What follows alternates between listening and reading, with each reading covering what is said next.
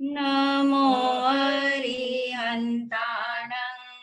नमो सिद्धाणं नमो आयर्याणं नमो उवज्जायाणं नमो लोये सवसाहुणं एसो पंच नमोकारो सव पावपनासनो मंगलानं च सवेसिं परमं हवै मंगलम् मंगलानं च सवेसिं परमं हवै मंगलम् निजात्मा को नमो नमो शुद्धात्मा को नमो नमो ध्रुवात्मा को नमो नमो ज्ञानात्मा को नमो नमो सहजात्मा को नमो नमो ज्ञानात्मा को नमो नमो सहजात्मा को नमो नमो आत्मा ही देव है आत्मा ही गुरु है आत्मा ही परम धर्म है आत्मा ही परिपूर्ण है आत्मा ही परम धर्म है आत्मा ही परिपूर्ण है मैं हूँ आत्मा शुद्ध आत्मा को नमन मैं हूँ आत्मा शुद्ध आत्मा की शरण। अनंत काल के बाद ये अवसर आया अपने को जानने का मैं शुद्ध आत्मा हूँ ऐसा मानने का अपने परमात्मपने को पहचानने का। इसलिए आज तक जिसकी महिमा नहीं जानी जिस निज शुद्ध आत्मा का आश्रय नहीं लिया निज शुद्ध आत्मा की शरण ग्रहण नहीं की उस निज परमात्मा की शरण ग्रहण करेंगे। शरणं शरणं शुद्धात्मा शरणं शरणं शरणं शुद्धात्मा शरणं। सभी शुद्ध आत्माओं को अनंत वंदन नमन। अपने लक्ष्य से कनेक्ट होने हेतु आंख बंद कर लीजिए। बहुत गहराई में उद्देश्य के प्रति समर्पित हो जाइए। लक्ष्य के प्रति पूर्ण एकाग्रता समर्पण के साथ लक्ष्य को दोहराएं। मैं शुद्ध आत्मा हूँ ऐसा मुझे निर्णय करना है। मैं शुद्ध आत्मा हूँ ऐसा मुझे निश्चय करना है। मैं शुद्ध आत्मा हूँ, ऐसा मुझे अनुभव करना है। इस भावधारा के प्रति सजग होते हुए प्रसन्नता के साथ आंखें खोल सकते हैं और परावर्तना के लिए तत्पर हो जाइए।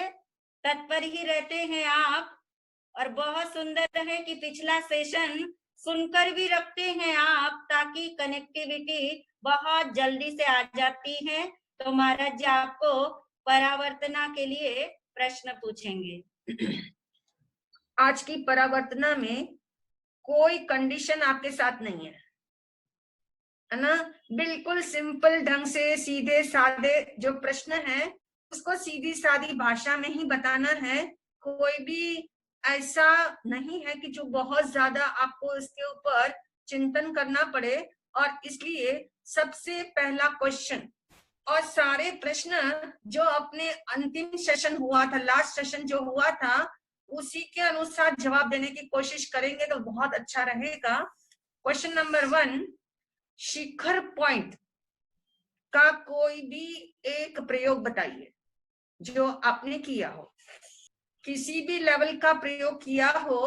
3 लेवल भी बताए थे शिखर पॉइंट को इस्तेमाल करने के लिए, प्रयोग करने के लिए। तो शिखर पॉइंट का कोई भी एक प्रयोग जिसका वो बताइए। हाँ जी शिल्पी।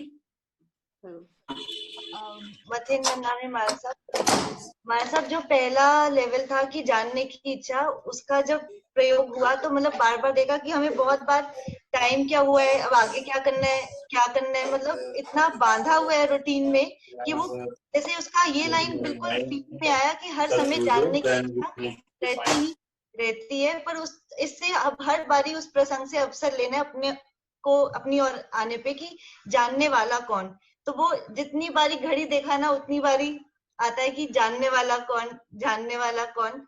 तो उससे बार बार वो रिमाइंडर आता है और फिर उसी से कहा जाता है कि ज्ञान आत्मा का है, ज्ञान आत्मा में ही है, आत्मा का ही है, आत्मा से ही है।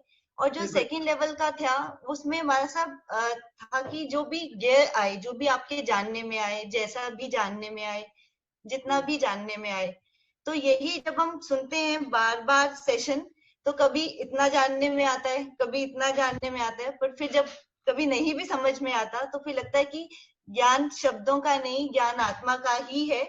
तो फिर उससे वो रिमाइंडर ये सुन के तो ज्यादा आता है। कभी कभी कई बातें नहीं भी समझ आती, उसमें भी आता है कि ये सब ज्ञेय है। इवन जैसे अरिहंत भगवान या सिद्ध परमात्मा को भी ज्ञेय में, और कभी हम आपस में डिस्कशन करते हैं तो वो पर वस्तु या पर व्यक्ति भी ज्ञेय में, उससे भी हम अपनी और जानने वाला कि हर टाइम में रिमाइंडर है कि जानने रूप बहुत सुंदर, बहुत अच्छा। और किसने प्रयोग किए हैं? एक और कोई बोल सकता है, कोई कहना चाहता अपना प्रयोग, चाहे कोई एक ही लेवल का किया हो। मथेन वंदामी महाराज श्री, मैं वाणी बोल रही हूँ। मैंने असल में मोबाइल में अलार्म सेट किया हुआ था, तो जैसे ही वो अलार्म जरा सा बजता था तो फिर मैं उस समय अपने आप को जो भी चीज, चाहे मेरे को कोई चिड़िया की आवाज आ रही है या फिर मैं कहीं बैठी हूँ और या मुझे धूप लग रही है, तो मैं फिर उस अपने को आत्मा की तरफ लाती थी कि मैं ये जानने वाली हूँ जिसको ये आवाज या ये सराउंडिंग को मैं महसूस कर रही हूँ। तो उससे अपने अंतर्मुखी होने का रिमाइंडर से मौका मिला। बहुत अच्छा, बहुत सुंदर प्रयास, सुंदर है। और हम मान लेते हैं कि सबने थोड़ा थोड़ा तो किया ही होगा, किसी ना किसी लेवल पे किया ही होगा, और नहीं किया हो तो जरूर करें, है ना। अच्छा, आगे नेक्स्ट, शिखर पॉइंट के 3 लेवल कौन से हैं? शिखर पॉइंट के 3 लेवल कौन से हैं, क्या है और उससे क्या होगा? 3 लेवल अलग अलग बताने हैं आपको, और उसके साथ ही उससे क्या होगा, उसके बेनिफिट्स भी बताने होंगे, उसके लाभ क्या होने वाला है। महाराज जी मैं बता सकती हूँ, नीलम बोल रही हूँ महाराज जी। बोलिए। हाँ ठीक है। हाँ जी महाराज जी, इसमें पहला लेवल तो ये है कि जानने की इच्छा, ये हमारे जानने की पहले लेवल में ये आएगा कि जो कुछ भी हमारे जानने की इच्छा होती हो, वह इच्छा जो है, वह इच्छा हमारे कर्म का उदय काल है। और किसी भी चीज की इच्छा हो, चाहे वो ज्ञान की हो, किसी वस्तु की हो, या सिद्ध भगवान की हो, या आत्मा का ज्ञान हो, वह ज्ञान जो है, वो इच्छा जो है वो मैं नहीं हूँ। मैं तो केवल जानने वाला हूँ। उसकी महिमा लाना, महिमा उसकी तभी आएगी मुझे। ठीक है, पहला लेवल हो जानने की हाँ इच्छा। जी, और जानने की इच्छा। और दूसरा लेवल है महाराज जी कि जो भी जानने में आए वो ज्ञान नहीं है। यानी कि जो गेय में जो भी सब पदार्थ आ गए, शरीर भी आ गया, तो वो मैं नहीं हूँ। जो इसको जान रहा है वो मैं हूँ। वो बहुत तो सुंदर। उसमें भी फिर अपनी महिमा लानी है, अपनी महिमा ही आएगी तो अंतर्मुखता बढ़ेगी। और तीसरा लेवल है कि जो भी कथन में आता है, जैसे कि किसी भी शास्त्र का ज्ञान हो जाए, या किसी भी शब्द का ज्ञान हो जाए, या जो कुछ भी मेरे कथन में आया, या किसी से सुनने में आया, या गुरु की महिमा आई, तो वो भी मैं नहीं हूँ। जो इसको जान रहा है वो मैं हूँ। इससे भी अपनी महिमा आएगी और अंतर्मुखता बढ़ेगी। हाँ, और इससे क्या होगा? अंतर्मुखता बढ़ेगी, यानी पॉइंट नंबर 1 हुआ। ये कोई और बता सकते? नमिता जी आप बताएंगे कि इससे शिखर के 3 लेवल का प्रयोग करने से क्या, उससे क्या होगा? महाराज जी जो पहला पॉइंट है इच्छा वाला, कि जो जानने की इच्छा है, जब हम ये प्रयोग में करते हैं, वो 4 पॉइंट्स जैसे जो आपने बताए, वो अगर हमारे को रिमाइंडर में आते हैं, तो फिर महाराज जी उससे ये होता है कि हमारी अंतर्मुखता बढ़ती है। मतलब बाहर जो हमें बाहर ज्ञान ढूंढने की और आत्मा के बारे में जानने की जो है वो भटकन भी कम हो जाती है। तो और ये इसका होता है पहले पॉइंट का कि अंतर्मुखता आती है। दूसरे पॉइंट नंबर 2 का जो बताया कि जो जानने वाली जो है कि क्या होगा, उससे क्या बताइए। उससे रुचि कम होगी महाराज जी, गे की रुचि कम हो, उसमें रस कम होगा। तो और थर्ड पॉइंट पे ये है कि जो शास्त्र ज्ञान वगैरह वो भी जब मैं नहीं हूँ, तो उससे महाराज जी फिर स्व की महिमा ज्यादा बढ़ेगी। बहुत सुंदर। यानी शिखर पॉइंट के 3 लेवल जो थे, वो लेवल रिपीट ना करते हुए सिर्फ मात्र उससे लाभ क्या होगा, उससे आपको यदि प्रयोग किए होंगे तो उसका लाभ भी नजर आया हो। नंबर 1 अंतर्मुखता बढ़ेगी। नंबर 2 गेय की रुचि कम हो जाएगी। गेय के प्रति जो रुझान है, रस है कि क्या जानने में आ रहा है, उसकी रुचि कम हो जाएगी, यानी मंद हो जाएगी या समाप्त भी हो सकती है एक दिन। और तीसरा लाभ ये है कि अपनी महिमा आएगी, मेरी महिमा आएगी। जो मेरी महिमा में जानती ही नहीं, या मैं जानने की कोशिश ही नहीं, यानी अपनी महिमा, यानी आत्मा की महिमा, स्व की महिमा बढ़ाने के लिए ये 3 हमें लाभ इसमें मिलते हैं। क्वेश्चन नंबर 3, आत्मा किससे जानने में नहीं आएगा? क्यों? करुणा बोल रही हूँ महाराज जी। करुणा जी बोलिए।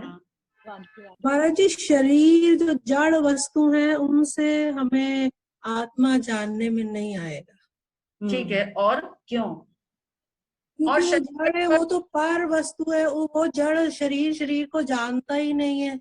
कोई भी पर वस्तु जो है वो पर को जानती नहीं, तो उसको तो जानने में आएगा ही नहीं। तो सिर्फ ज्ञान या अपनी आत्मा के उसमें बाकी ज्ञान जानने में आएगा। ठीक है, ठीक है, बहुत सुंदर, अच्छा जवाब है। बहुत संक्षिप्त में अच्छा सुंदर जवाब है। यानी आपको ये पता लग गया कि आत्मा यानी चेतनवंत आत्मा है, ज्ञान पूर्ण आत्मा है, और उसको जानने के लिए जड़ की जरूरत ही नहीं।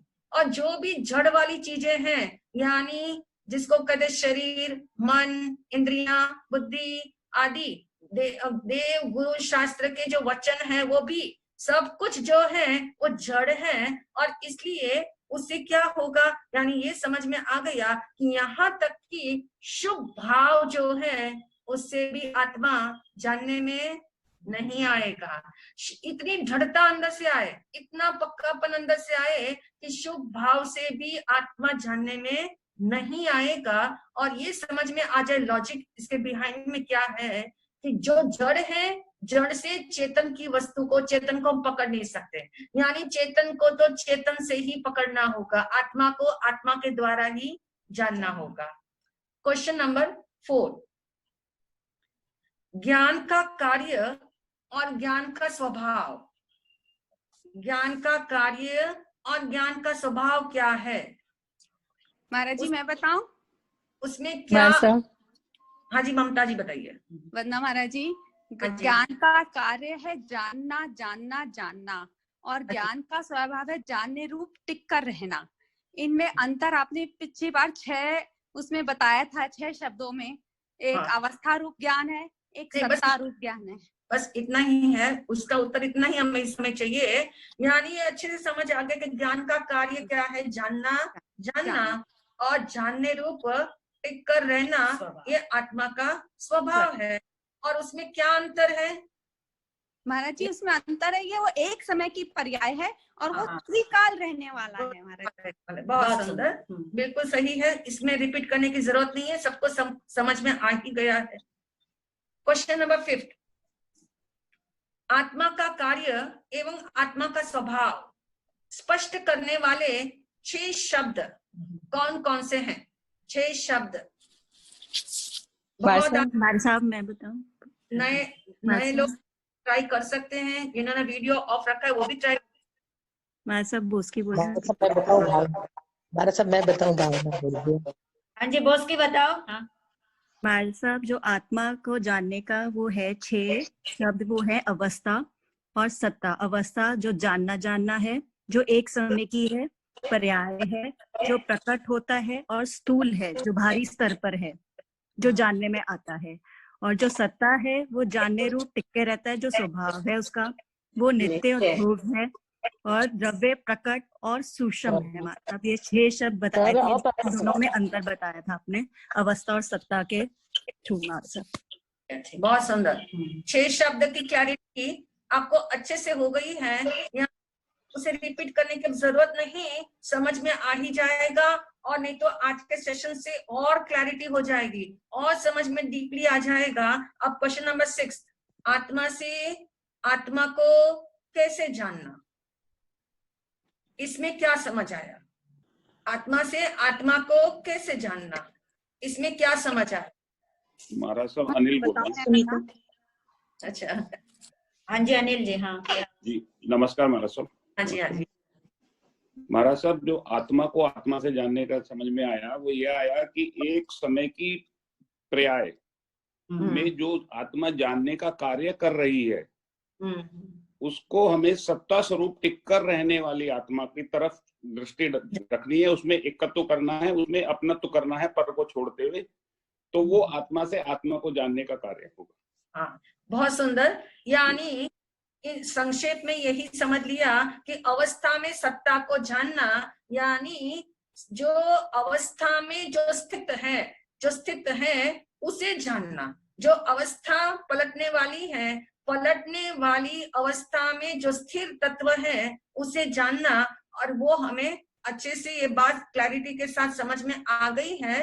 तो अब आगे का सेशन हम जानेंगे कि इस सेशन से हमें अब इसको कैसे डे टू डे लाइफ के अंदर और साथ ही साधना की भूमिका के लिए कैसे आत्मा की रुचि और प्रगाढ़ हो जाए और हमारा उपयोग जो है और भी सूक्ष्म कैसे हो सकता है, वो आगे आज हम सुनेंगे और अच्छे से क्लियर हो जाएगा। अब आपने महाराज जी ने बात ही शुरू करी, उपयोग को सूक्ष्म करना है।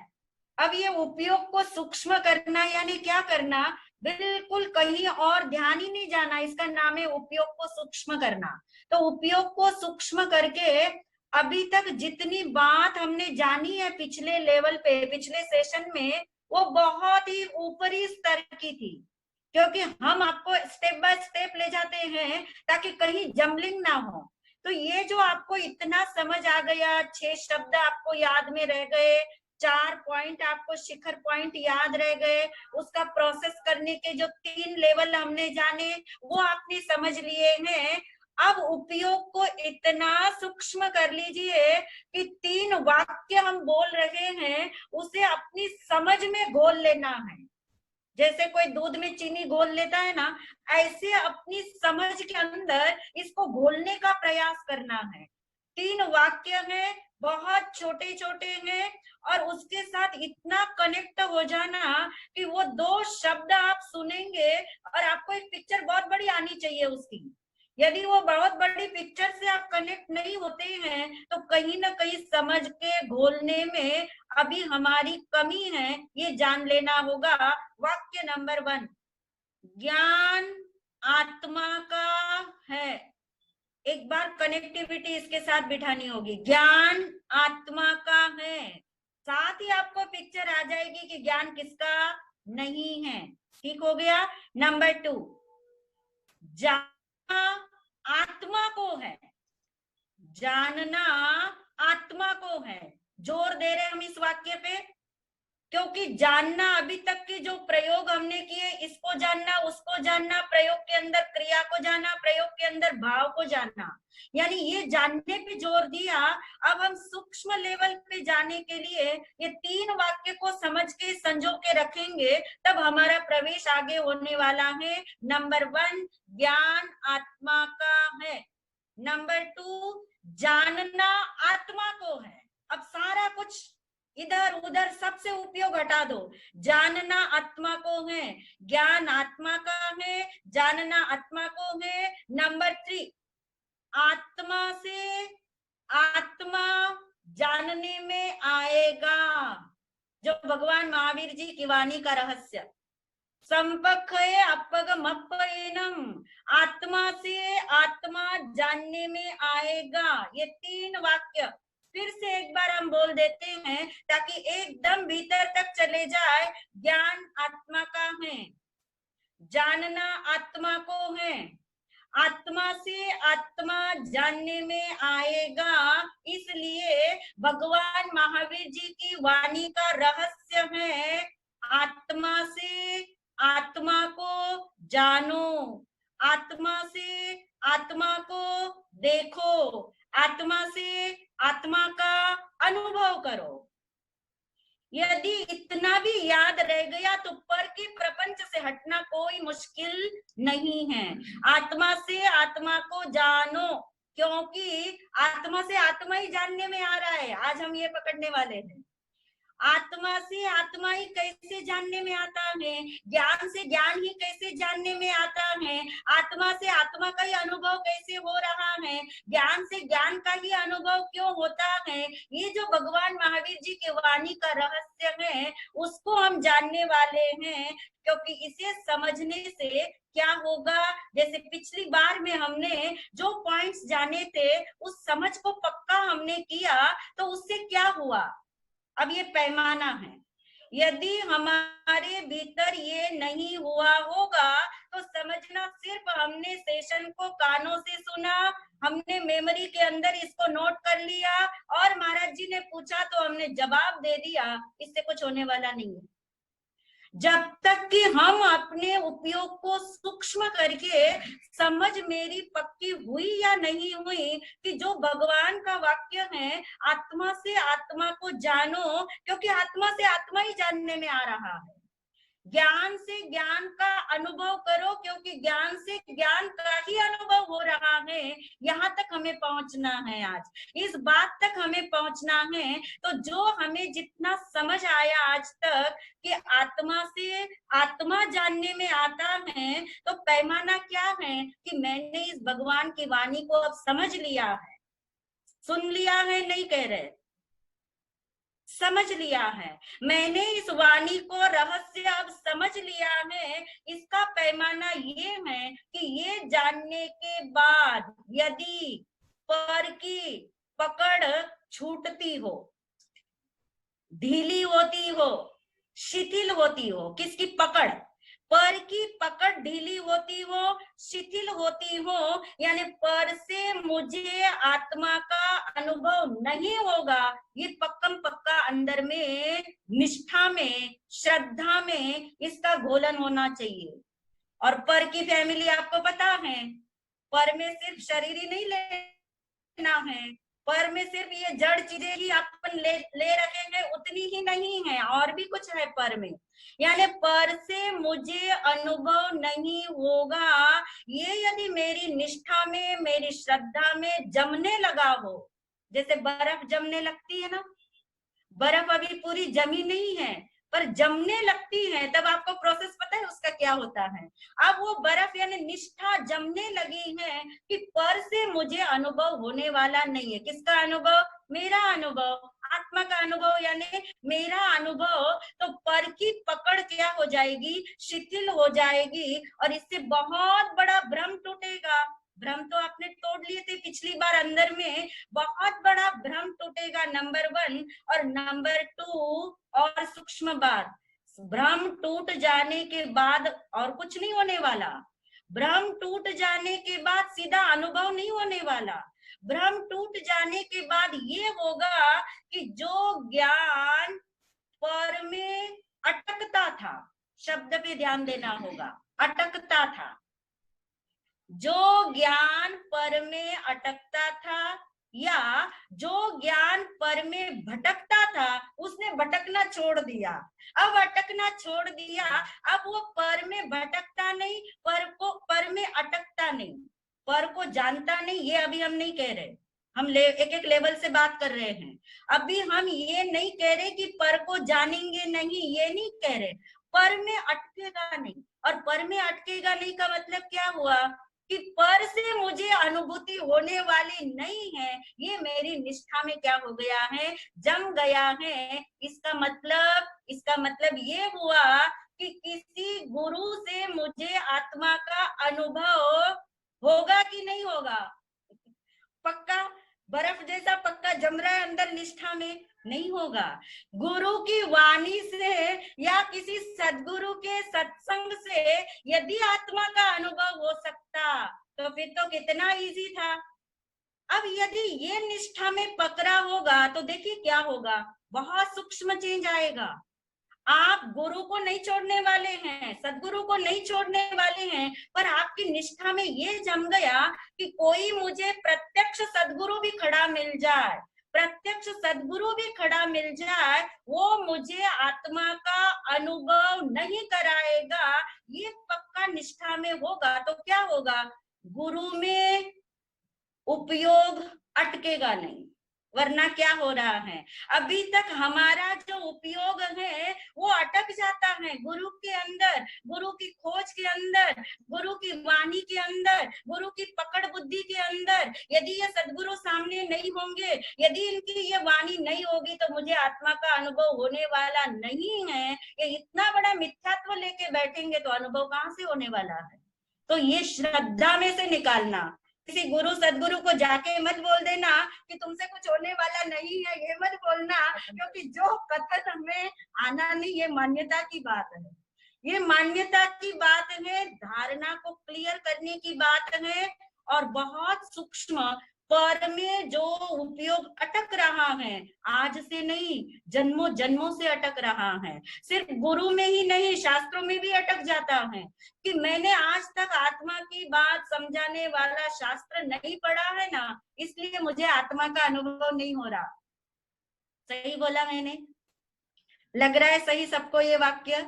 आज तक मैंने आत्मा को समझने वाला, समझाने वाला जो शास्त्र है वो मैंने नहीं पढ़ा, इसलिए अब अपने ज्ञान को उस शास्त्र में अटका दो, कितना ही भटका दो, शास्त्र का ज्ञान नहीं है, ज्ञान तो किसका है? आत्मा का है।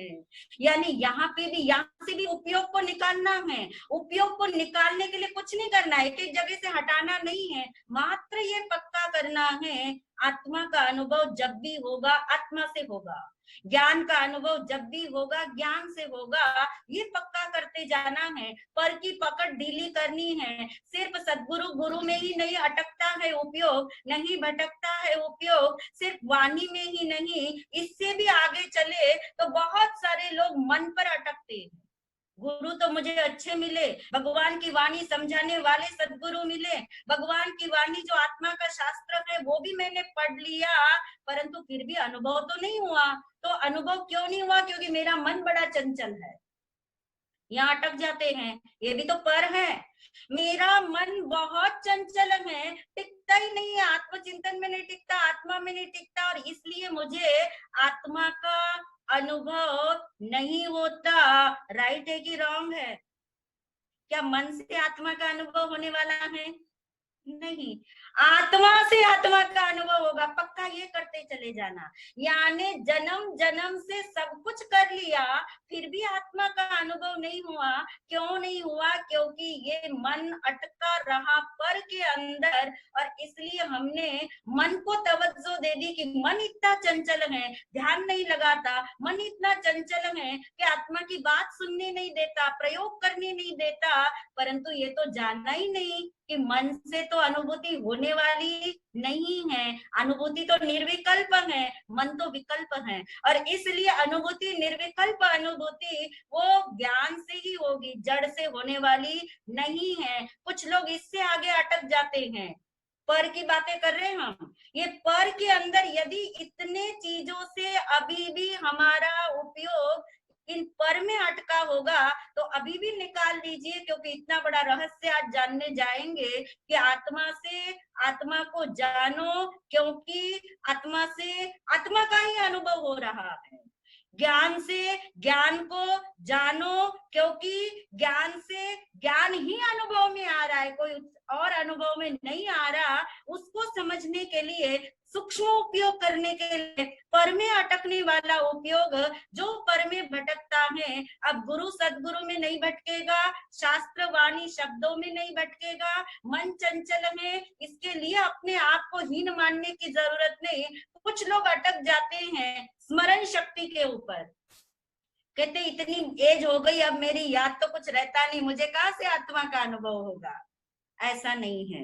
यानी बुद्धि पे नहीं अटकना है, स्मरण शक्ति पे नहीं अटकना है, क्योंकि आत्मा तो बूढ़ी होती नहीं है, और ऐसा नहीं कि बुढ़ापे में आत्मा का अनुभव होगा नहीं है। इसलिए जो भी लोगों ने ये धारणा बना के अपना उपयोग उस मेमोरी में, बुद्धि के ऊपर डाल दिया होगा कि नहीं मुझे इस जन्म में तो हो सकता नहीं, क्योंकि याद ही कुछ नहीं रहता, स्मरण शक्ति मेरी नहीं है, बुद्धि मेरी तीक्ष्ण नहीं है, तो मन भी पर है, बुद्धि भी पर है, और कुछ लोग अटक जाते हैं। क्या करे, बुद्धि भी तेज है, मन भी मेरा इतना चंचल नहीं है, पर अशुभ भाव बहुत आते हैं। जैसे ही आत्मचिंतन के लिए बैठो या ध्यान करने बैठो, जो भी शब्द आप बोलते होंगे, तो इतने अशुभ भाव मुझे आते हैं, इसलिए मुझे आत्मा का अनुभव नहीं होगा, ऐसा नहीं मानना। क्योंकि भाव से आत्मा का अनुभव होने वाला नहीं है। शुभ अशुभ भाव वो तो कर्म का उदय है, वो तो आनी जानी चीज है, वो भाव भी तो भाव को जान नहीं रहा है। तो मुझे यदि आत्मा को जानना है तो आत्मा का अनुभव किससे होगा? आत्मा से होगा। यानी मुझे ये पक्का नहीं हुआ या हुआ, उसका पैमाना ये है। जो उपयोग पर में अटकता था, मान्यता हमारी गलत होती थी, जो उपयोग पर में भटकता था, वो भी यदि वहां से स्वतंत्र हो जाएगा तो क्या होगा? क्योंकि पर तो जानने में आता है, पर जानने में नहीं आता तो केवली भगवान लोकालोक को जान रहे हैं ना, लोकालोक उनके ज्ञान में जानने में आ रहा है। तो पर जानने में आना प्रॉब्लम नहीं है। फिर से बोले हम सेंटेंस, पर जानने में आना प्रॉब्लम नहीं है। अब पर की लिस्ट में ये 5 चीजें भी याद रख लो। नंबर 1 गुरु, सदगुरु, परम गुरु, प्रत्यक्ष गुरु, जो भी नाम देना हो। नंबर 2 पे भगवान की वाणी, अध्यात्म शास्त्र, गुरु की वाणी, जो भी नाम देना हो। नंबर 3 के ऊपर हमने जान लिया कि मन, 4 पे बुद्धि या स्मरण शक्ति, और 5th पे आ गए भाव, शुभ और अशुभ भाव। ये सब क्या है, कौन सी कैटेगरी में है? पर की कैटेगरी में है। यानी इसको हम जानेंगे नहीं, ऐसा हम नहीं कह रहे। जानना प्रॉब्लम नहीं है। मुझे बहुत अशुभ भाव आ रहे हैं, ये आपने जान लिया तो कोई प्रॉब्लम नहीं है। आपका मन बहुत चंचल हो रहा है, ये आपने जान लिया तो कोई प्रॉब्लम नहीं है। यानी प्रॉब्लम कहाँ है कि वहां मन अटक जाए, उपयोग अटक जाए। उपयोग अटकने का मतलब कि ये मन नहीं टिकता, इसलिए मुझे आत्मा की अनुभूति नहीं होती। ये सबसे बड़ा मिथ्यात्व। मुझे याद नहीं रहता इसलिए मुझे आत्मा की अनुभूति नहीं होगी, ये सबसे बड़ी मिथ्या धारणा है। मुझे बहुत अशुभ भाव आते इसलिए आत्मा का अनुभव नहीं होगा, ऐसा नहीं है, क्योंकि भगवान ने बता दिया आत्मा जब भी अनुभव में आएगा आत्मा से आएगा, और आत्मा यानी ज्ञान है, ज्ञान यानी आत्मा है, यानी मुझसे ही मेरा अनुभव होने वाला है, अन्य किसी से होने वाला नहीं है। और याद रखिए बहुत रिजल्ट सूक्ष्म की तरफ ले जा रहे हैं कि जब पर से हम मुक्त होंगे, यानी हमारा ज्ञान कहाँ अटक रहा है, पर में, ज्ञान कहाँ भटक रहा है, पर में, तो उसका अटकना और भटकना दोनों यदि अटकेगा, यानी ज्ञान पर से क्या होने लगेगा, मुक्त होने लगेगा, तो ज्ञान पर से मुक्त होगा तो कहाँ लौटेगा, अपनी तरफ, स्व की तरफ आ जाएगा, और स्व की तरफ आना ही अंतर्मुख होना है,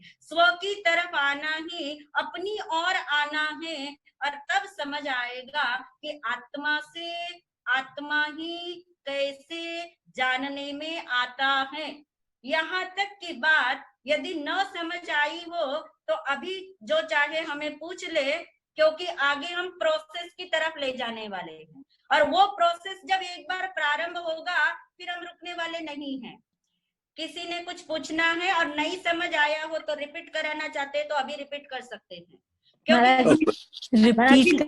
रही हूँ लास्ट पॉइंट वापस रिपीट करिए, मतलब लास्ट वाला जो पॉइंट फिर से रिपीट करते हैं हम सारी बात को, कि हमने ये समझा कि भगवान महावीर जी का जो रहस्य है, पहले 3 वाक्य हमने जाने, ज्ञान आत्मा का है, नंबर 2 पे जानना आत्मा को है, नंबर 3 पे हमने जाना आत्मा से आत्मा जानने में आएगा।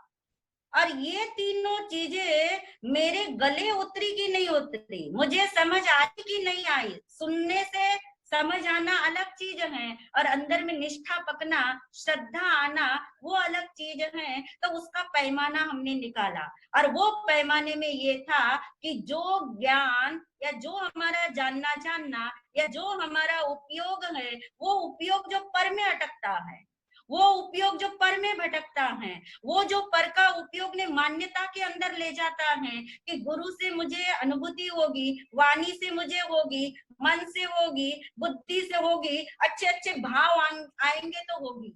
तो ये 5 चीजें यदि हमारी निर्मूल हो जाती हैं, यानी इसमें हम अटकते नहीं हैं, तो देखिए हमारा ये जो ज्ञान है, हम कहते 90% मुक्त हो जाएगा।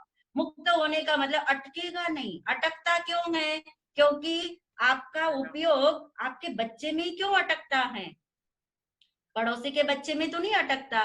पड़ोसी के बच्चे को तो आप जान लेते हो, पर अपने बच्चे में क्या आता है, उपयोग अटकता है, इसने खाया नहीं, इसने खाना चाहिए, इसने ऐसा करना चाहिए। क्यों अटकता है? क्योंकि आपको पता है कि ये मेरा है, या इसकी वजह से मुझे कुछ होने वाला है, ये मेरी सेवा करने वाला, आदि आदि सुख देने वाला, जो भी मान्यता के अंदर रहा है। तो ऐसी मान्यता जब हमारी टूटेगी, भ्रम जब हमारा टूटेगा, पर से हमारा उपयोग मुक्त हो जाएगा। यदि भगवान की ये घोषणा अंदर चली गई, अंदर में मान्यता में आ गई कि भगवान जो आप कह रहे हो वो बिल्कुल 100% सच है। क्या सच है? कि मुझे जब भी आत्मा का अनुभव होगा, मेरा अनुभव होगा, ज्ञान का अनुभव होगा, वो मुझसे ही होगा, वो ज्ञान से ही होगा, वो आत्मा से ही होगा। यानी यहाँ से क्या हो जाएंगे हम, जो हमारा अटकना और भटकना है वो क्या होगा, मुक्त होता जाएगा। और वर्ग को नहीं जानेंगे ऐसा नहीं कि आप गुरु की वाणी नहीं सुनोगे, आप शास्त्र नहीं पढ़ोगे, या आप ये नहीं जानोगे कि मेरा मन चंचल हो गया, मुझे अशुभ भाव, ये सब जानोगे आप, पर अब अटकोगे नहीं। अरे आ गया तो आ गया अशुभ भाव, ये तो जाने के लिए आया है। मन चंचल है तो हो गया, ये तो कर्म का उदय काल है। मुझे याद नहीं रहता तो क्या हो गया, ये तो ज्ञानावरण कर्म का उदय है, ये तो मेरी वृद्धावस्था का दोष है। आत्मा तो बूढ़ी होती नहीं है, यानी वहां हम अटकेंगे नहीं। और किसी गुरु सदगुरु की वाणी सुनते हुए आपको 10-20 साल हो गए होंगे, फिर भी कुछ नहीं हो रहा होगा, तो उस गुरु में अटका हुआ उपयोग भी आपका निकल आएगा कि गुरु कराने वाला नहीं होता, क्योंकि वो तो क्या है, वो तो एक निमित्त है मेरे लिए। परंतु जब भी आत्मा का अनुभव होगा वो आत्मा से ही होगा। यानी इन सब से हमारा उपयोग, पर में अटकने वाला उपयोग, भटकने वाला उपयोग, मिथ्या मान्यता वाला उपयोग पर की पकड़ को क्या कर देगा, ढीला कर देगा। और बहुत बड़ी घटना घटेगी इससे, आप अंतर्मुख होते जाओगे, आप अपनी तरफ आते जाओगे। यानी आपको फिर कोई क्लास लेने की जरूरत नहीं पड़ेगी कि अंतर्मुख कैसे हो, अंतर्मुख कैसे हो, क्योंकि आपको ये मेथड क्या हो गई, समझ आ गई, निष्ठा के अंदर आपकी पक गई। और आत्मा से आत्मा का अनुभव होगा, ये निष्ठा में आया। पर कैसे होगा ये अब हम जानेंगे, प्रोसेस समझेंगे, क्या प्रक्रिया है उसकी, कैसी विधि है उसकी, कि कैसे मुझे आत्मा से आत्मा ही जानने में आ रहा है ये समझ आए, ज्ञान से ज्ञान ही जानने में आ रहा है ये समझ आए। पर से नहीं आएगा इतना मैंने मान लिया, पर आत्मा से कैसे आएगा ये तो मुझे पता नहीं है। तो अब हम उस तरफ आ रहे हैं। अब टोटल हमने बाहर का पर का दरवाजा कर दिया बंद।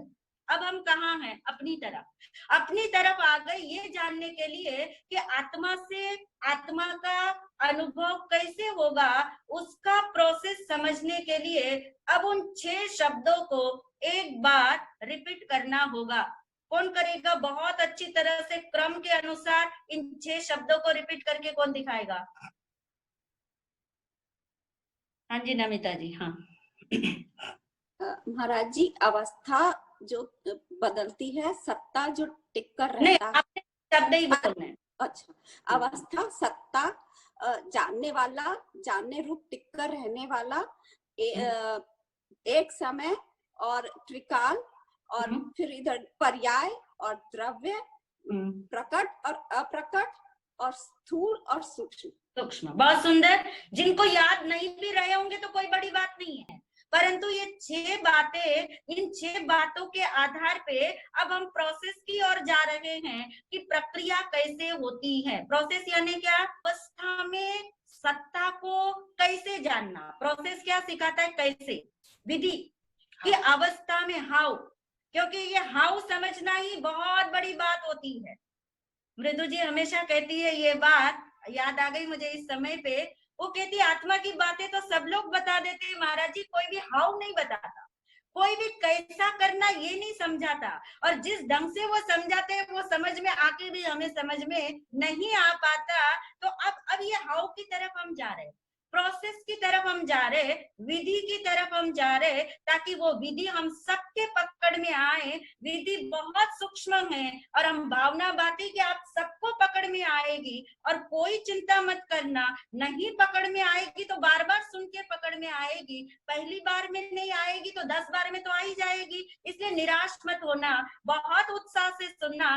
सभी समझ के घनपिंड हैं और सबको समझ आने वाला ही है। इतना इजी है ये, इतना इजी है, कोई भी टफ है नहीं। तो प्रोसेस में जा रहे हम कि अवस्था में सत्ता को कैसे जानना, नंबर 1। नंबर 2 पे था कि ये जो जानना अवस्था है ये सब एक जैसे ही है, सिर्फ अपने आप को खोलने के लिए हमने 6 बनाए, ताकि कहीं भी कोई आप अध्यात्म ग्रंथ पढ़ो और आप कहेंगे महाराज जी उसके अंदर तो ये आया ही नहीं शब्द, वहां तो द्रव्य और पर्याय आया, तो कोई बात नहीं। आप कोई ऐसी इजी वाली बुक पढ़ो और वहां पे प्रकट और अप्रकट शब्द आया तो भी कोई बात नहीं, बात तो वही है। इसलिए 6 शब्द अलग अलग करके हमें बारंबार इस बात को घोलना है। देखिए आत्मा की बात, एक बात अच्छे से नोट कर लेना आज दिमाग में, आत्मा की बात में कभी भी अलग अलग नया नयापन नहीं होता, वही बात होती है, वही बात होती है, क्योंकि इसे घोटना है, इसे घोलना है, इसे अंदर में ले जाना है, अलग अलग ढंग से वही बात है।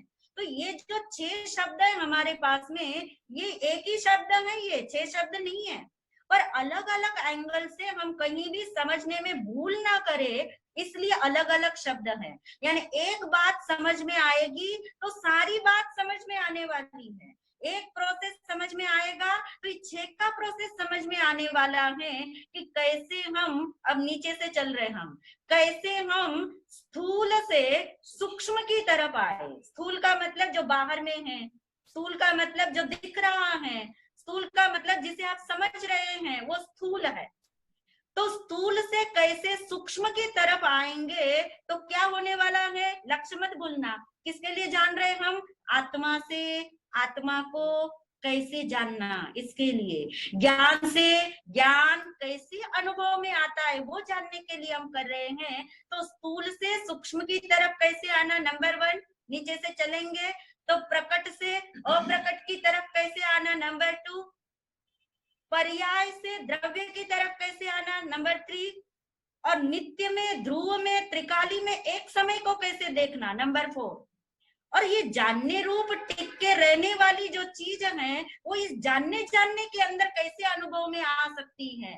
और नंबर 6, सत्ता के अंदर, सत्ता जो है वो अवस्था के अंदर कैसे झलकती है, कैसे जानने में आती है। अब उस प्रोसेस की तरफ हम जा रहे, उस अनुभव की तरफ हम जा रहे। और इजी शब्द ले लेते हैं। इजी शब्द इन 6 के अंदर मैं समझती हूँ सबके लिए इजी शब्द है प्रकट और अप्रकट। इससे इजी है कोई, क्योंकि स्थूल और सूक्ष्म में भी किसी किसी को स्थूल में थोड़ी बाधा पड़ रही है। तो प्रकट और अप्रकट सबको समझ आ रहा है। तो जो प्रकट है उससे अप्रकट की तरफ कैसे जाना, तो क्या होने वाला है, आत्मा से आत्मा को जानने का प्रोसेस समझ में आने वाला। ये मत सोचना कि अनुभव होने वाला है, प्रोसेस समझ में आने वाला है कि अवस्था के अंदर सत्ता को कैसे जानना है, वर्तमान के अंदर त्रिकाली कैसे उपस्थित है, उसका कैसे अनुभव होता है। पर्याय के अंदर जो प्रकट है पर्याय, उसमें जो अप्रकट द्रव्य है उसको कैसे भाषित करना है, ये विधि हम जानने जा रहे हैं। तो शब्द लिया हमने, इजी शब्द लिया कि प्रकट से अप्रकट की तरफ आना है। अब प्रकट क्या चीज है, प्रकट समझ आ रहा है सबको। प्रकट क्या है, प्रकट यानी जो दिखाई दे रहा है, प्रकट यानी जो सुनाई दे रहा है, वो प्रकट है हमारे लिए। तो प्रकट क्या क्या चीजें हैं, कोई बताएगा लिस्ट में प्रकट में क्या क्या है, ताकि मुझे समझ आ जाएगा कि आपको प्रकट समझ आ रहा है। कोई ऐसा ना हो मैं समझ लूं कि आपको समझ आ रहा है, इसलिए पॉज लगा के पूछ लेते हैं कि जो माया जी मैं बोलूं, जो इंद्रियों से जाना जाता है वो प्रकट है। जो इंद्रियों से जाना जा रहा है वो प्रकट है। इससे अलावा कोई किन्हीं का जवाब है प्रकट में? हमारा सब प्रेजेंट, जो जैसे हम अभी आपको सुन रहे हैं, ये प्रकट है, ये प्रकट है। हाँ, एक समय का जो है। हाँ जी, हाँ जी, बिल्कुल राइट है, सुंदर है। अच्छा, वर्तमान का ही चिंतन है। रिचि ने क्या बताना है? हमारा जी शरीर, मन, बुद्धि ये सब प्रकट है, ये सब प्रकट है। और कोई बताना चाहेगा किसी को और इससे अलावा कुछ है? महाराज जी मुझे मेरे ज्ञान को छोड़ के बाकी जो है वो सब प्रकट। अरे वाह ये कौन बोल रहा है भाई? सुनीता जी। ऐसा सुनीता जी, हाँ, यदि ज्ञान ही प्रकट ना होता ना तो ये कुछ भी प्रकट ना होता। ज्ञान ही प्रकट ना होता ना तो ये कुछ भी प्रकट ना होता। कोई बात नहीं, ये सब आपके जवाब लेने से हमें गति करने का इजी हो जाता है कि हम किस तरह की, किस लेवल की गति करें। बहुत अच्छे अच्छे आप जवाब दे रहे हैं, कोई बात नहीं है। इसके अलावा किसी को प्रकट में कुछ और आ रहा है? महाराज जी सांसें प्रकट है। महाराज जी, हाँ जी, सांसें प्रकट है। हाँ जी महाराज जी, पूरा संसार ही प्रकट है। अरे वाह, पूरा संसार प्रकट है नीलम जी को तो, पर संसार में लगना नहीं अभी ने, संसार चाहे प्रकट। बिल्कुल ठीक है। अब कुल मिला के आपकी बातों को समाप्त कर लेते हैं हम, क्योंकि हम क्या समझ रहे हैं, प्रकट से अप्रकट की ओर कैसे आना। क्यों समझ रहे हैं, ये दो चीजें मत भूलना वरना तो शब्दों में उलझ जाएंगे। क्यों समझ रहे हैं, क्योंकि हमें आत्मा से आत्मा का अनुभव कैसे होता है, जो रहस्य भगवान ने बताया वो रहस्य हमें समझना है। तो प्रकट हमारे लिए क्या है, तो जितनी चीजें आपने बताई बिल्कुल सही हैं। इसको समाप्त कर लेते हैं हम कि जो प्रकट है उसमें दो चीजें हैं। एक का नाम है संयोग। संयोग, जितने भी संयोग है, जैसे किसी ने बोला शरीर बोला, मन बोला, बुद्धि बोला, वस्तुएं बोली, व्यक्ति बोला, संसार बोला। संसार के अंदर है क्या, सारा ये क्या झमेला ही है ना, वस्तु व्यक्ति संयोग ही है। संयोग बोलने से क्या होगा, सब कुछ आ गया। नंबर 1 क्या बोला, संयोग प्रकट है। नंबर 2 पे संयोगी भाव हमें प्रकट है या नहीं। पहले आप समझ लीजिए कि जैसे राग द्वेष होते हैं, ये प्रकट है कि अप्रकट है? प्रकट है ना। किस बेस पे हम कह रहे हैं इनको प्रकट? मतलब क्योंकि हमारे जानने में तो आ रहे हैं, जानने में आ रहे हैं। यानी प्रकट का मतलब ये हो गया कि वे जानने में आ रहे हैं। तभी तो आप कहते हैं आज सुबह से इतना द्वेष भाव आ रहा है, आज सुबह से इतना राग भाव आ रहा है। इसका मतलब राग और द्वेष भी क्या है, प्रकट है। क्रोध मान माया लोभ प्रकट है। तो ये सब भाव का संसार, संयोग के अंदर आया वस्तु और व्यक्तियों का संसार, यानी संयोग प्रकट है। और संयोगी भाव बोलते हैं इसे। किसे बोलते हैं संयोगी भाव? राग द्वेष क्रोध मान माया लोभ, जितने विकार हैं और जितने शुभ भाव है, शुभ अशुभ भाव को 1 वर्ड में हमने क्या बोल दिया, संयोगी भाव। तो कुल मिला के ये हुआ कि संयोग प्रकट है और संयोगी भाव हमारे लिए क्या है, प्रकट है। यानी इस समय की बात कर रही हूँ, वर्तमान। इस समय आपको क्या प्रकट है क्योंकि उसी को हम लेंगे। इतना हम प्रैक्टिकल करके चलेंगे इस चीज को कि आपको कहीं दाएं बाएं भटकना ही नहीं पड़ेगा। इस समय आपको क्या प्रकट है? इस समय महाराज साहब, हम स्वयं प्रकट है, हमें जो जानने में आ रहे वो ही प्रकट है। जैसे हम आपको जो स्वयं हम जानने में आ रहे वो प्रकट हो रहा है। यानी प्रकट इस समय वर्तमान समय में आपको शब्द प्रकट हो रहे है ना। शब्द, ये वाणी जो भी आप सुन रहे हैं वो शब्द आपको क्या हो रहे हैं, प्रकट है ना। शब्द जो सुनने के माध्यम से आपको प्रकट हो रहे हैं, तो अब प्रकट से अप्रकट की तरफ कैसे आना, क्लियर हो गया सबको? फिर से रिपीट कर देते हैं। प्रकट से अप्रकट की तरफ आने का प्रोसेस है, किसके लिए है? क्योंकि आत्मा से आत्मा को जानने का रहस्य समझ में आने वाला है। प्रकट क्या है? तो प्रकट संयोग भी है और प्रकट क्या है, संयोगी भाव भी है। अब ये प्रकट से अप्रकट की तरफ आने का प्रोसेस 3 स्टेप्स में कर लेते, ताकि किसी को जमलिंग ही नहीं होगी, किसी को कहीं उलझन ही नहीं होगी, सबको ये चीज समझ में आने वाली है। और जब समझ में आएगी तो समझ का भी एक आनंद होने वाला है। अनुभव की तो बात ही नहीं कर रहे, ये समझ में आ जाएगा, उसका ही एक आनंद अलग होने वाला है। तो सबको अपने उपयोग को सूक्ष्म करके 3 स्टेप्स की तरफ जा रहे हैं और उसके लिए एक उदाहरण लेके जाते हैं। उदाहरण से बात पक्की होगी। उदाहरण इधर उधर का दूसरा तीसरा नहीं ले रहे, वर्तमान का ले रहे। वर्तमान के अंदर हम क्या कर रहे हैं, शब्द सुन रहे हैं। शब्द सुन रहे हैं यानी वर्तमान में ये शब्द प्रकट है और मुझे प्रकट से अप्रकट की तरफ आना है। तो स्टेप नंबर 1 है प्रकट से अप्रकट की तरफ आने का। स्टेप नंबर 1 है, 3 स्टेप्स हैं, उसमें नंबर 1 स्टेप है जो जानने में आ रहा है क्या ज्ञान उसका है।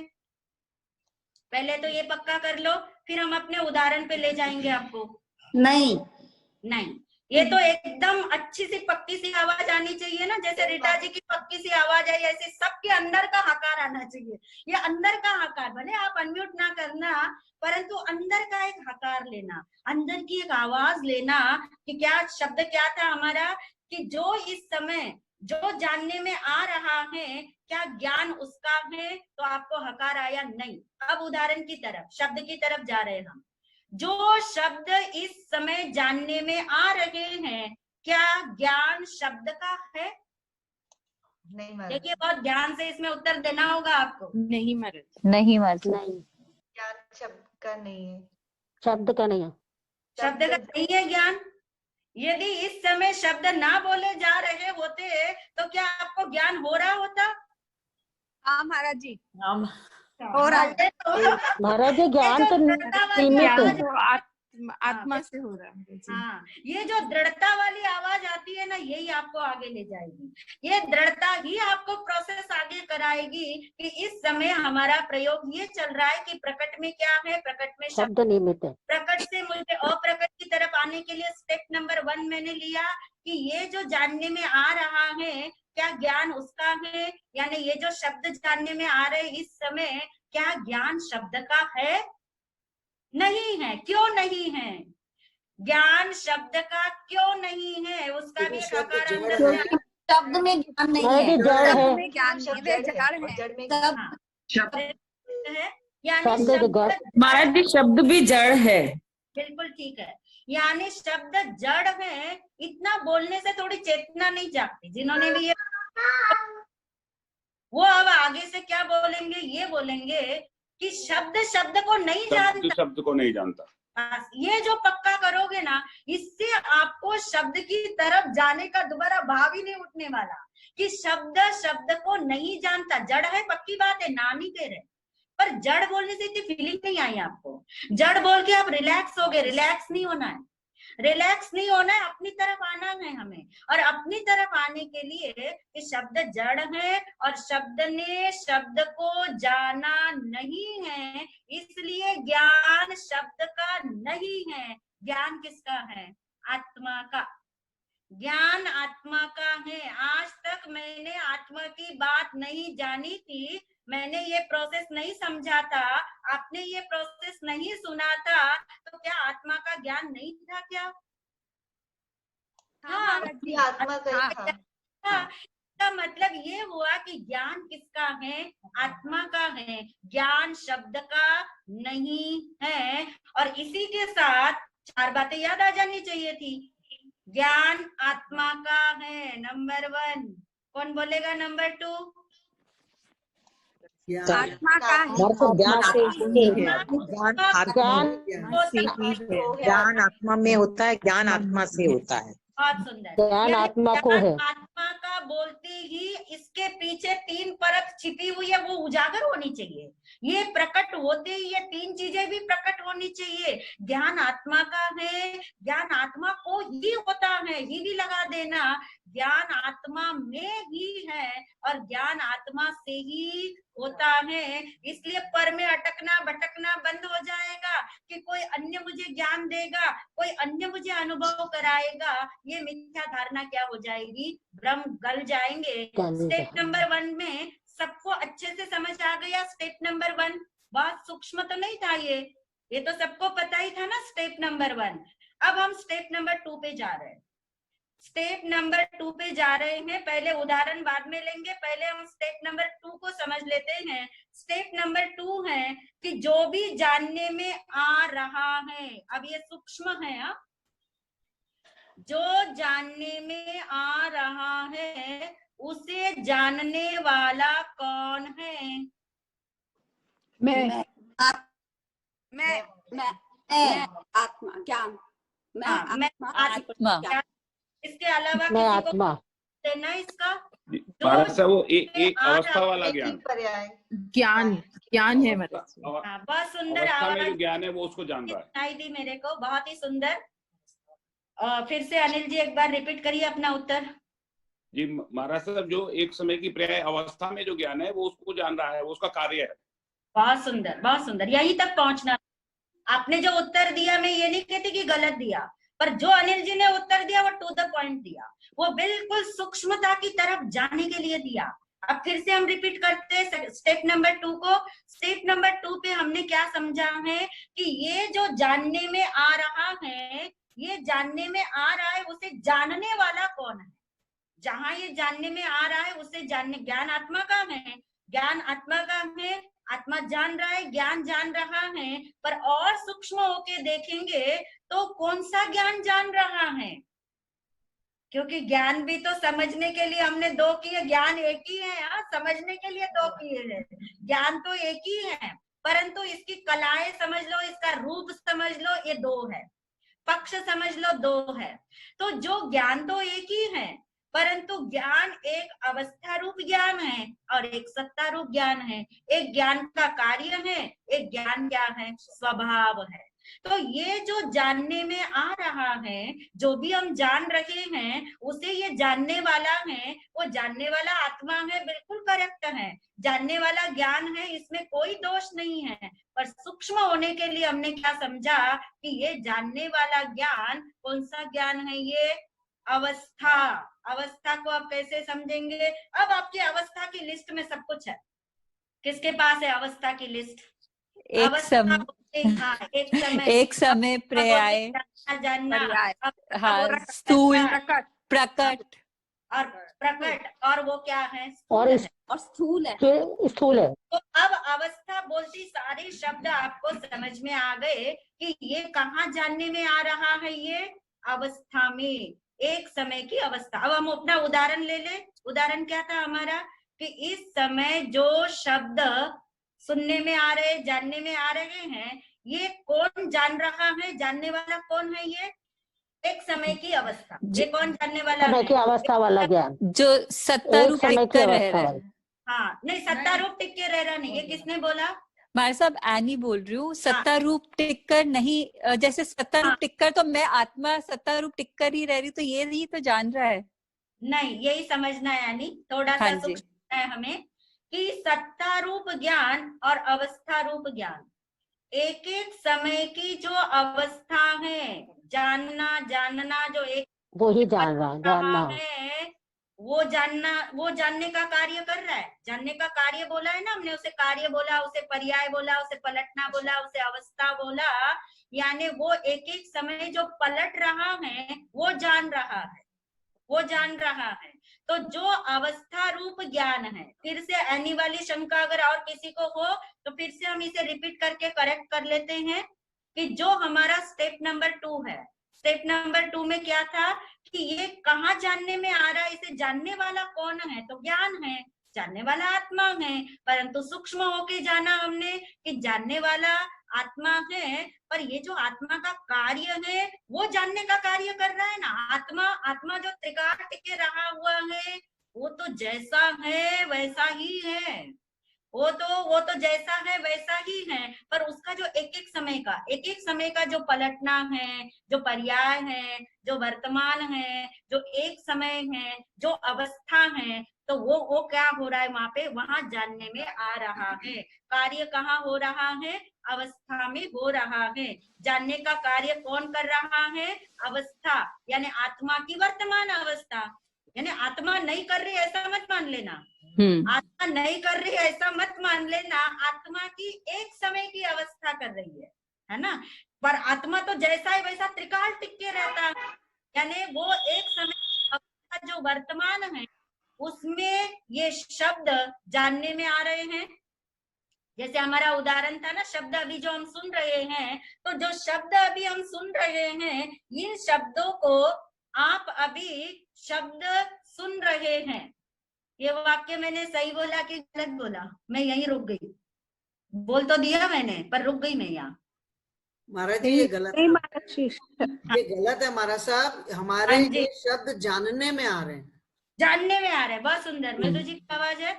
यानी ये जो शब्द हैं, कौन से शब्द? जो अभी हम शब्द बोलने में तो हमारे यही आ रहा है कि मैं शब्द सुन रही हूँ, मैं शब्द बोल रही हूँ, कथन में तो यही आ रहा है, पर मान्यता में क्या आ रहा है कि ये सुनने की क्रिया जो हो रही है, ये तो कर्म के उदय काल से हो रही है, तो खत्म हो जाएगी, अभी 2-4 मिनट रह गए होंगे शायद। यानी ये क्रिया तो अभी समाप्त हो जाएगी, सुनने की और बोलने की, परंतु ये जो जानना है वो तो समाप्त होने वाला नहीं है, वो समाप्त होने वाला नहीं है। तो ये जो शब्द जहां जानने में आ रहे हैं, वो एक समय की क्या है? वहां अवस्था है। एक समय की अवस्था किसकी है? आत्मा की है। आत्मा की यानी किसकी है? ज्ञान की है। और वो अवस्था में ये क्या हो रहा है? जानने में आ रहे हैं। अब कौन से ज्ञान में आ रहे हैं ये तो आपने समझ ही लिया, किस में आ रहे? अवस्था में आ रहे, जानने में। अब हम थोड़ा इसको सूक्ष्म कर लेते हैं और फिर आपको होमवर्क दे के बाद कंप्लीट कर लेते हैं। शब्द ने शब्द को नहीं जाना, इसमें आप श्योर हो कि नहीं हो? यानी शब्द ने शब्द को नहीं जाना क्योंकि शब्द जड़ है। शब्द को कान ने तो जाना है कि नहीं जाना? नहीं महाराज साहब, नहीं, है ना? ये तो बहुत पक्के हो आप इसमें, क्योंकि कान भी क्या है? जड़ है। तो इन शब्दों को आंखों ने जाना कि नहीं जाना? नहीं जाना, वो भी जड़ है। यानी शब्द एक समय की ज्ञान की पर्याय में जानने में आए हैं, यानी अवस्था में जानने में आए हैं। अब इसका सूक्ष्म भाव पकड़ना होगा। किसका? फिर से रिपीट कर रहे, कौन से वाक्य का सूक्ष्म भाव पकड़ना है कि शब्द एक समय की ये जो ज्ञान की पर्याय पलट रही है, अवस्था पलट रही है, उसमें क्या जानने में आए हैं? शब्द जानने में आए हैं। यहाँ तक कि मैं समझती हूँ क्लैरिटी सबको हो रही होगी, क्योंकि बारंबार हम वही रिपीट करते जा रहे हैं इसी कारण से। अब हमने जाना है आगे की ओर, सूक्ष्म भाव पकड़ना है स्वरूप के आधार पे। अब स्वरूप के जो 6 शब्द थे ना, स्वरूप अभ्यास के, जिन्होंने स्वरूप अभ्यास दृढ़ता से किया होगा, उनको वो स्वरूप के 6 शब्द बिल्कुल टिप्स पे नहीं होंगे, अंदर में भी होंगे। अब मैं आपसे पूछती हूँ कि क्या शब्द का प्रवेश ज्ञान में हुआ? क्योंकि हमने क्या बोला कि शब्द जो है वो ज्ञान में जानने में आए हैं, शब्द एक समय की पर्याय में जानने में आए हैं। तो मैं प्रश्न पूछ रही हूँ आपसे, क्या शब्द का प्रवेश उस एक समय की ज्ञान की पर्याय में हुआ या नहीं? नहीं हुआ महाराज, नहीं हुआ, नहीं हुआ। क्या निकल रही है ये, किस आधार पर निकल रही है? क्योंकि ज्ञान का कौन सा शब्द है वो? मेरे अंदर किसी का प्रवेश नहीं है। हाँ, मैं शुद्ध हूँ। नंबर 2, मेरे अंदर किसी का प्रवेश नहीं है, यानी आपको ये पक्का हो गया कि ज्ञान की पर्याय में शब्द जानने में आया, ये पक्की बात है। पर शब्द ज्ञान की पर्याय में अवस्था में प्रविष्ट नहीं हुआ है, अंदर में नहीं गया है। यहाँ तक पक्का हो गया ना, स्वरूप के आधार पे। नंबर 2, स्वरूप के आधार पे जो आपको मालूम है वहीं से ले जाते हैं। आपको ये मालूम है कि शब्द जो जानने में आया, तो शब्द का प्रवेश तो इसमें नहीं हुआ, पर ये ज्ञान तो वहां गया होगा ना जानने के लिए। वो तो उसके पीछे गया कि नहीं गया? ज्ञान असंग है, ज्ञान असंग है। बहुत सुंदर। यानी स्वरूप के शब्द आपने बिल्कुल अंदर में रखे हुए हैं कि ज्ञान तो अप्रभावित रह के जानता है, ज्ञान तो आत्मा के साथ अभेद रह के जानता है, ज्ञान तो इस शब्दों के पीछे जाता नहीं है। अब देखिए कैसा मैजिक है ये मैजिक पकड़ में आए पहले आपको। ये ऐसा मैजिक है, ऐसा चमत्कार है कि आप कह रहे कि शब्द ज्ञान में जानने में आया, और आपने पक्का करके बता दिया कि शब्द ज्ञान की पर्याय में अंदर गया नहीं है। पक्का? और ये ज्ञान जो आत्मा का ज्ञान है, आत्मा में ज्ञान है, आत्मा से ज्ञान है, वो ज्ञान चल करके कहाँ नहीं गया, शब्दों के पीछे नहीं गया है। वो शब्दों के पीछे दौड़ा नहीं, शब्द यहाँ आए नहीं। और फिर मजे की बात क्या है कि हम ये कह रहे हैं कि ज्ञान में शब्दों को क्या किया है, जाना है। ज्ञान ने शब्द को क्या किया है, जाना है। यानी इसका मतलब अब हमें समझना पड़ेगा, इसका मतलब हमें समझने के लिए बहुत सूक्ष्म होना पड़ेगा। और इसलिए यहीं पे स्टॉप लगाते हैं। ये वाला सेशन आप एक बार सुनो, 10 बार सुनो, कोई हर्ज नहीं है, पर इतनी बातें पक्की करके रखना, रहस्य समझने के लिए कुछ तो हमें पात्रताएं तैयार करनी होगी। आत्मा से आत्मा को कैसे जानना है, जहाँ भगवान कहते हैं आत्मा से आत्मा ही जानने में आ रहा, पर मुझे तो आ ही नहीं रहा। ज्ञान से ज्ञान ही जानने में आ रहा, पर हमें तो आ ही नहीं रहा, हमें तो शब्द जानने में आ रहे। अभी तो हमने बोला कि शब्द जानने में आ रहे, कहाँ पे जानने में आ रहे हैं, उस ज्ञान की अवस्था में शब्द जानने में आ रहे। और भगवान कहते हैं ज्ञान ने तो ज्ञान को जाना है, आत्मा तो आत्मा को ही जान रही है। तो ये बहुत बड़ा मैजिक है, ये बहुत बड़ा चमत्कार है। इस चमत्कार को ज्ञान का चमत्कार बोला, चैतन्य का चमत्कार बोला, आत्मा का चमत्कार बोला। दुनिया भर के चमत्कार भूल जाओगे जब अपना चमत्कार, अपना रहस्य हमें समझ में आएगा। पर बस एक ही रिक्वेस्ट है आपसे कि ये जितना पाठ अभी हमने सीखा है उसको एकदम पक्का करके रखना। नहीं समझ में आएगा दोबारा सुनना, तिबारा सुनना, उसके बाद भी नहीं समझ आया तो क्वेश्चन भी पूछ सकते हैं। वापिस से हम इसको रिपीट करके आगे चलने वाले हैं। और जो आगे समझ में आ जाएगा, एक बार ये विधि समझ में आ गई कि प्रकट से अप्रकट की तरफ कैसे जाना है, फिर आप देखिए जो भेद विज्ञान के लिए सारा बेस बन रहा है हमारा, ये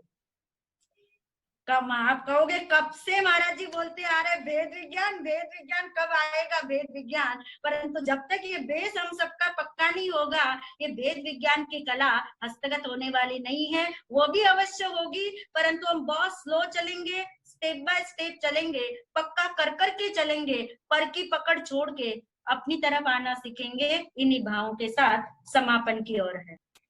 मंगलम मंगलम शुद्धात्मा मंगलम मंगलम मंगलम शुद्धात्मा मंगलम